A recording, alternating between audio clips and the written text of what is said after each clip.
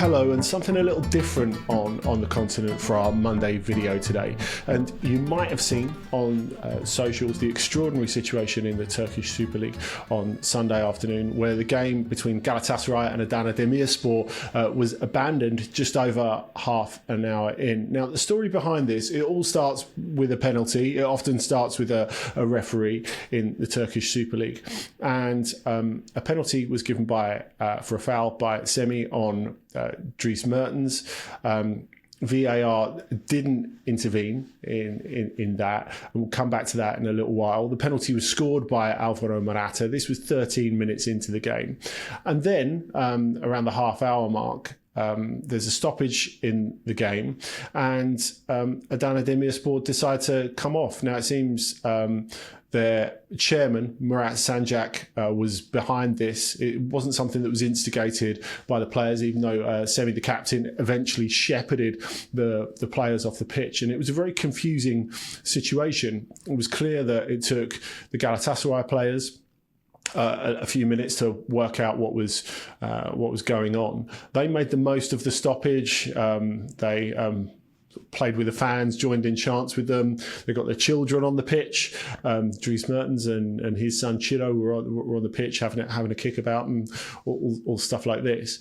And then it became clear that the game was going to be abandoned after a 25-minute break. The Rams Park started emptying. There were boos, and they spoke about it afterwards, Adana Demirspor, and the vice president, Korkmaz, spoke about how it wasn't a protest against Galatasaray, but a protest against the Ligue and their refereeing and the Turkish Football Federation.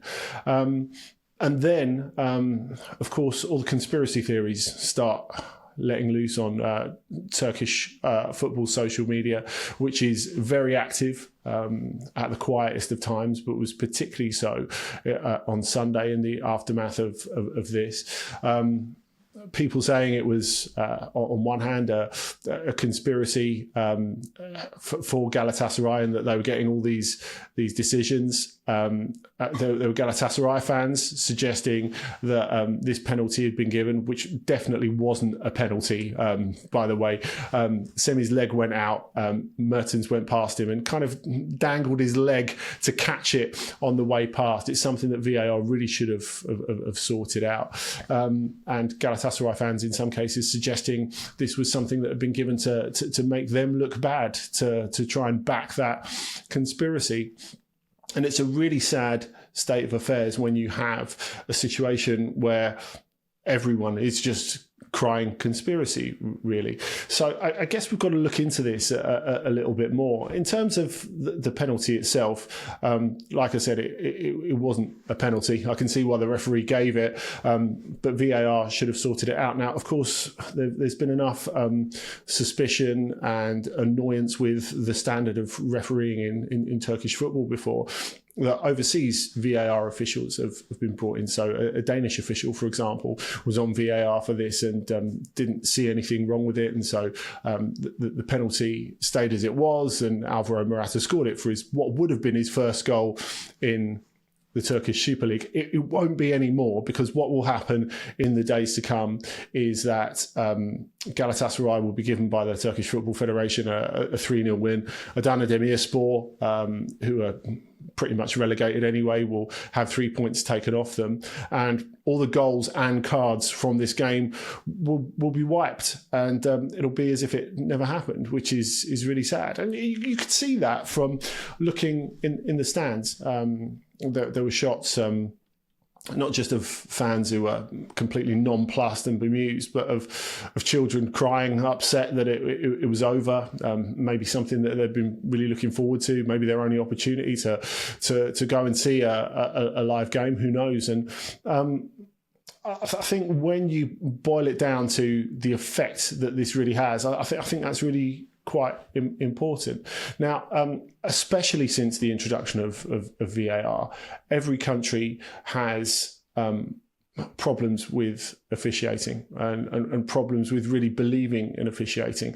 And I guess I've said before on the continent and on the Football Ramble about how really the introduction of VAR is something that gives different things to different countries. So I guess in the Premier League, one of the problems that people have had with it is the feeling that it interrupts the flow. It interrupts how instantaneous and visceral football is over here. That there's a lot of sitting about while we wait for the right decision to be made, if indeed it does turn out to be the right decision.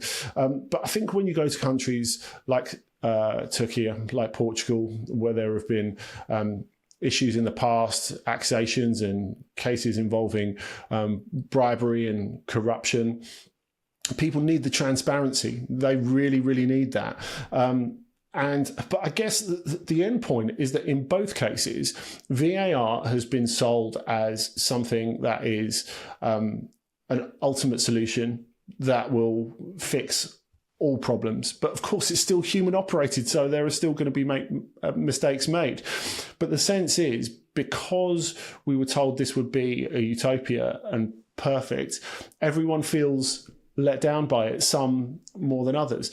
Now, I think it was interesting to hear one Turkish commentator actually in the newspaper Fanatic say that we thought when VAR officials came from abroad, they'd be from England and Germany and places like that. But in fact, we're given VAR officials from Poland and Denmark and Hungary. And it's still a strange thing, really. And I guess perhaps for you, if you're a Premier League watcher, thinking that England is still held up as the bastion of refereeing perfection in a lot of other countries, as if we don't have any problems. And I think that's the thing. We can look inside our own football and see all the problems and think it must be better elsewhere. This must be the worst officiating that anyone's ever experienced. But I think really what it comes down to in Turkey is trust, really. Because I think if we go back a little while, you might remember the Ankara Gücü president, Farouk Koca, was given a 3.5-year prison sentence because near the end of 2023, he came on the pitch after his team's game against Rizespor and he punched the referee. And that was shocking. That was all over the world, just like this incident between Galatasaray and Adana Demirspor will be all over the world. And it really had a profound effect, a real shock moment for Turkish football. A sense of what are we becoming and what has our game become. But I think that the time for sort of self-analysis and what they might do to correct that in terms of football's atmosphere and the way referees and match officials were treated, it was a really short period of time. If you look just a few months after that, still last season, Istanbulspor took their players off the pitch when they disagreed with a decision against Trabzonspor, just disagreed with one decision. Look, I think all of us who follow football know that decisions go against you. But when you get to a point where teams walk off the pitch, I mean, this is something else. If we're putting it in the context of this Galatasaray Adana Demirspor game, for example, the penalty given against Adama was not even the most questionable penalty given in Turkish football last week. That would have to go to Cenk Tosun of Fenerbahce, of course, formerly of Everton and Palace, and his dive that won a penalty against Erzurumspor in the Turkish Cup in midweek. And I think that's the problem, being able to carry on, being able to deal with a decision and talk about practical solutions to improve officiating. And we've seen people in the Turkish media over the last day, for example, talk about not just bringing in overseas help, but looking at the TFF, the federation itself, and could it be more democratic? Could it be more open? Could more people stand for the presidency and election to the board? But clearly, that sense of trust is absolutely gone, and that's the most worrying thing. Now, what does this do for Turkish football or the Turkish Super League's international reputation? I mean, it can only be bad, and it's such a shame because if you think the Turkish national team made a massive dent in the Euros in Germany last summer, they brought a lot of joy to a lot of people, and the Turkish Super League, you'll know how much we love that on the continent, how much I love that. Of course, Lars Sivertsen and I recently, as you'll see in one of the other videos, went to Istanbul and saw Galatasaray, Besiktas, Fenerbahce on successive nights. It's a wonderful place to watch football. Turkey, and you look at the passion, the noise, the colour. It's magnificent, and for it to be overshadowed by something like this, and as I was saying before, for children to be denied their moments in enjoying this is really sad. And I do wonder if it will affect the attitude and the view of the Turkish Super League, which is trying to build its brand all over the world. Because I think if you look at the aftermath of that Galatasaray game now, as I said, I think Osimhen, Morata, the way they got involved with the fans, it was nice. But they must be standing there thinking, you know, I've seen a lot of stuff in a lot of big football clubs and a lot of big games before. I've never seen anything like this. If we're talking about how it will affect Turkish football in the short term, probably nothing in the next couple of days, because of course the Turkish Super League transfer window is still open until Tuesday the 11th. So look, there'll be some big moves before the final whistle then, not least because for a lot of players who want to leave or want to try something else out or are in a difficult situation at their club, there is nowhere else to go because all the other transfer windows are shut across clubs governed by UEFA at the moment. So if they want to stay in European football, this is their route in which to do it. But if we're talking about something more long term, you know, football is a very small community. Players talk, they tell each other things about their experiences, anecdotes. And when Morata tells his friends in Spain about this, when Osimhen tells ex-teammates about this, and you think Galatasaray, Fenerbahce have done brilliantly to get some big names over in the last little while, even Besiktas, of course, getting Rafa Silva and Ciro Immobile last summer. What will they start to say? It's a real concern. And that's before we get to the bit about Adana Demirspor. But spare a thought for those players before they were really used as pawns and beckoned off the field. They were given everything for their team. You know, there's no chance of them staying up, as I said before.